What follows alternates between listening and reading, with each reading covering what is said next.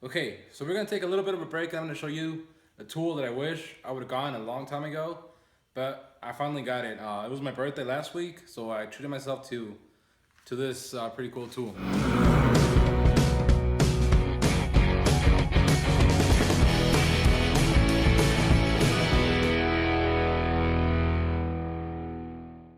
Okay, so we got a topside creeper, and trust me, I've needed this thing working on this truck. I'm really excited for it.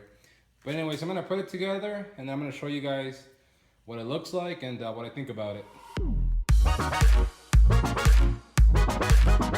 Money.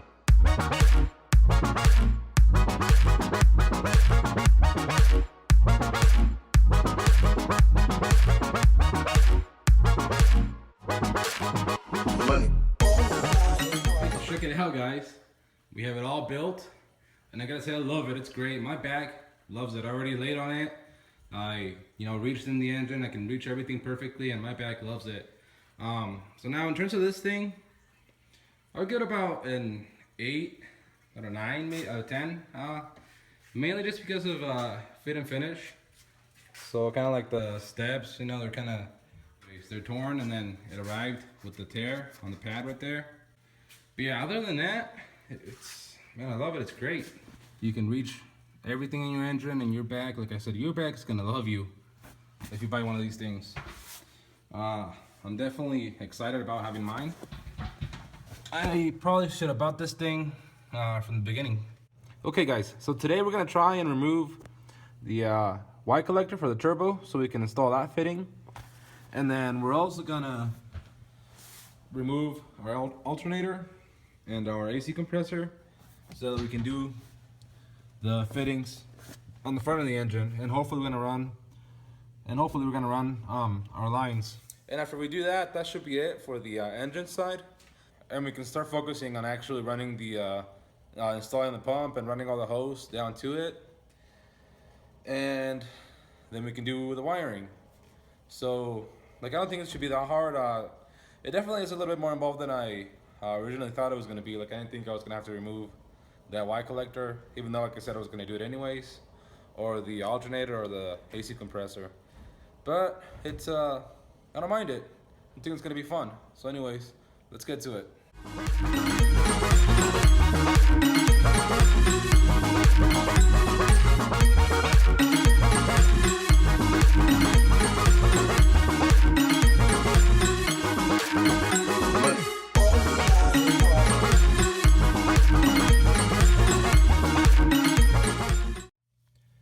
Okay guys, so after about 20,000 little click by click turns of this little 10 mil, we finally have all 4 bolts out of this thing.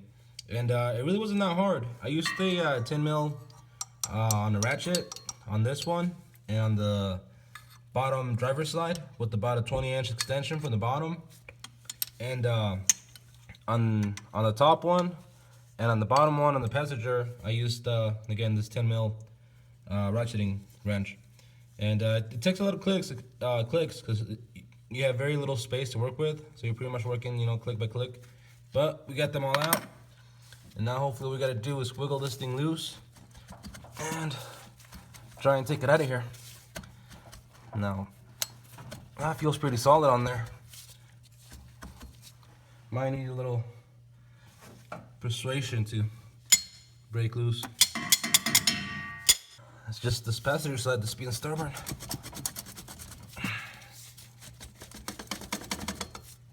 Let me try something. Spray some liquid wrench in there. See if that breaks it loose. We'll hit it a couple more times.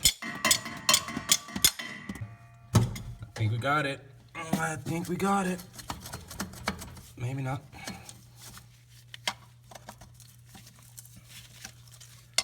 Okay.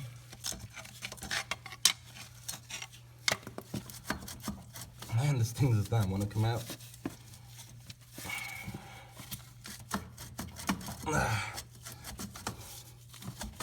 Come on. Let it go. 2 hours later.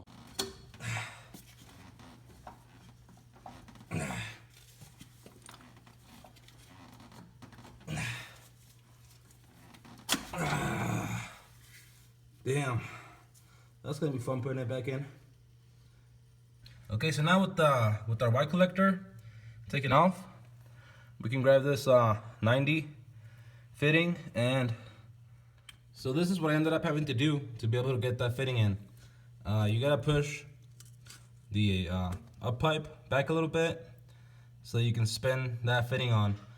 I'm kind of just test fitting everything on right now, so nothing's permanent. I do have to go back and put pipe sealant on that fitting before I actually like finally install it. So I'm just gonna loosely leave it on there, and we're gonna move on to removing the alternator and the AC compressor.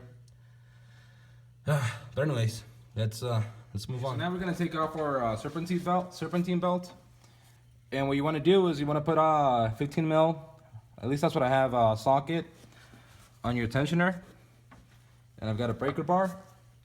We're gonna push back until your belt comes loose. Then you're gonna take it off.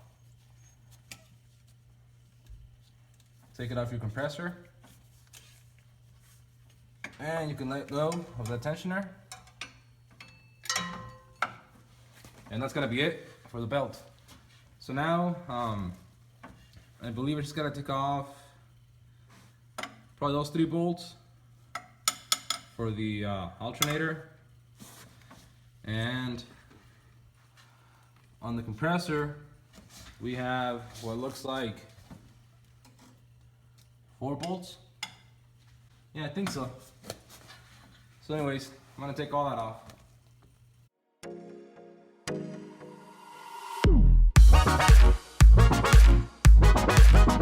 Money.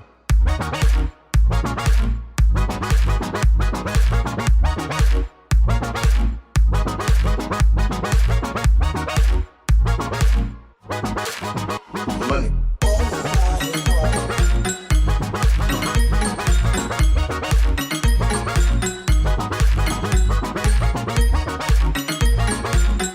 Okay, so I already got the alternator and the AC compressor taken off, and I'm gonna show you real quick what I did to take off the AC compressor, because I didn't really show you. It's not that hard, just a few bolts. Some of them are kind of hard to get to, but it's not that bad. So anyways, the first thing you gotta do is you gotta take off. Well, the first thing I did was I unplugged all my connections, all my wires. You want to leave your hoses on because you don't want to mess with that whole Freon and AC stuff and having to recharge it. So you're gonna leave those on. But what you gotta do is you gotta take off these 4 top bolts. You're gonna loosen them off and take them off, and then you're gonna lay your AC compressor off to the side, like mine is. Once that's off to the side, on your bracket, I had 4 bolts. I believe they're 14 mil, and they are. It's gonna be hard. It's gonna be kind of hard to show you. But see, you're gonna have 1 right there, 1 there, and there's gonna be another one kind of behind your pulleys. So 1 kind of behind down there. You gotta feel around to kind of really see where it's at. So you gotta get those 4 out, and then just push out your bracket far enough so you can get to that fitting. That's the front of the head fitting that you gotta take off. Actually, back here you can see. So you got 1 bolt there, 1 there, 1 there, and there should be a 4th. Oh, down all the way down there. Yep, all the way down there is gonna be a 4th. One thing before I forget, make sure that you're careful with your AC lines, that you don't push your AC compressor too far back, that you might damage them or break them. So be very careful with that, and also with your bolts. The alternator bolts and the AC compressor bolts, they're both 14 mil.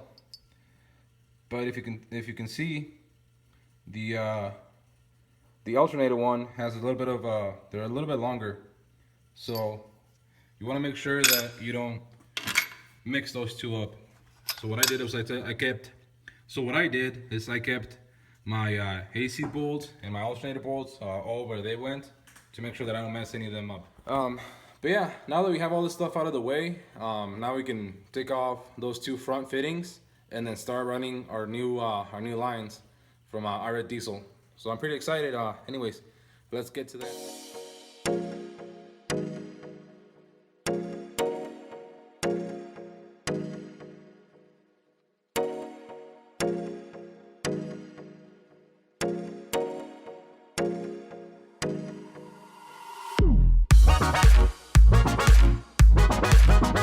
Money.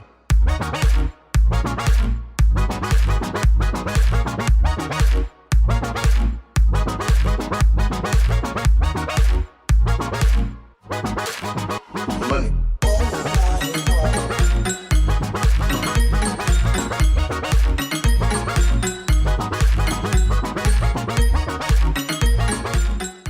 Okay guys, so I have all the fittings in, and it was a little bit harder than I thought it was going to be, not gonna lie. I'm covered in sweat. Like I said, it's monsoon season here in Arizona. It's humid, it's hot. But anyways, we got all the fittings in, which means that we can start running all of our lines. But anyways, let me show you the fittings first and let you know some tips and tricks that I learned while I was doing this. So this is the front driver's side. Not much to this one. Just make sure that it's pointing straight up. Like I said, not much to that one. That was actually the easiest one, which I actually thought it was going to be one of the harder ones, but it was actually pretty easy. Driver's rear by the firewall. If you still haven't taken off that donut gasket, all you gotta do is push back on the pipe a little bit and it'll spin in all the way. Fine, no problem. You can hardly see it, but right there is the passenger rear by the firewall. That one also is just a straight fitting. Oh, and that one, by the way, it's got a point straight up. They all do, except that one right there, you can hardly see it. That one right there is the passenger rear.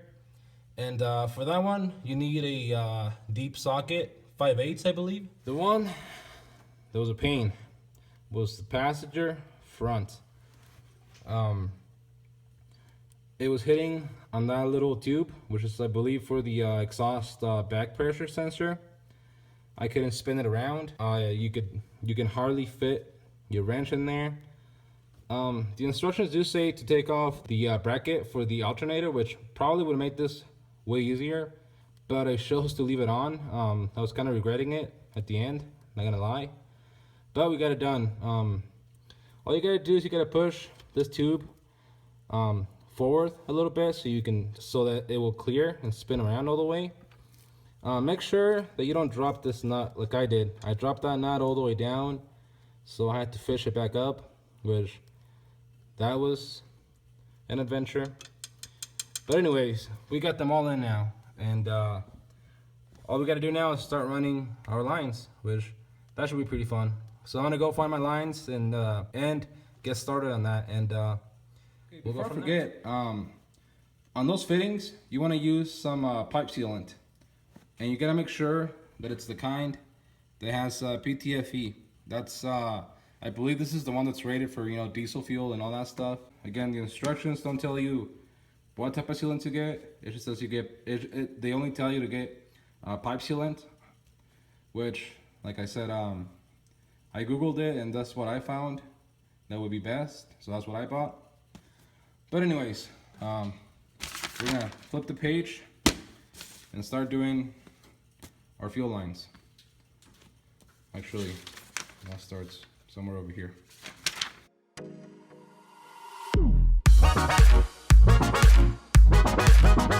Money.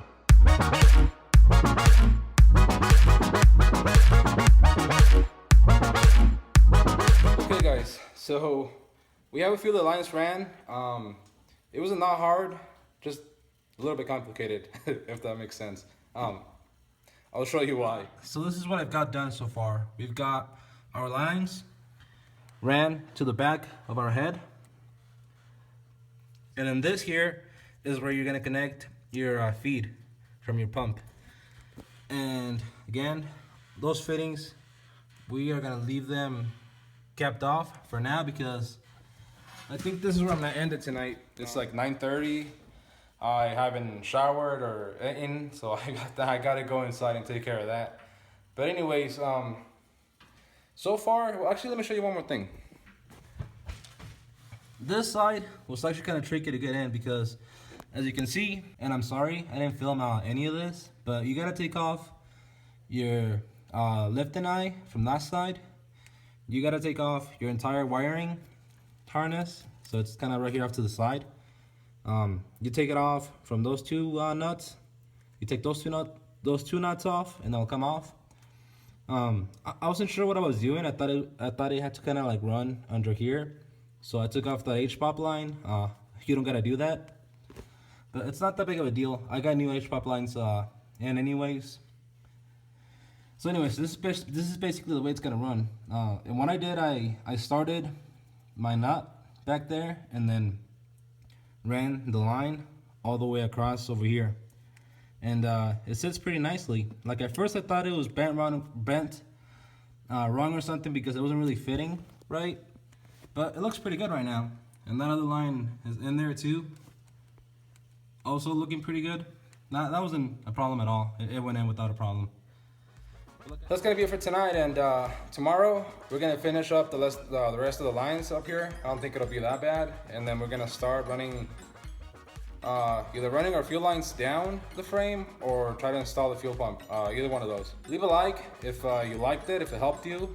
Subscribe for the future videos where we're gonna finish this system, and leave a comment if you have any questions. Again, thanks for watching, and we'll see you on the next one. All night long. Money.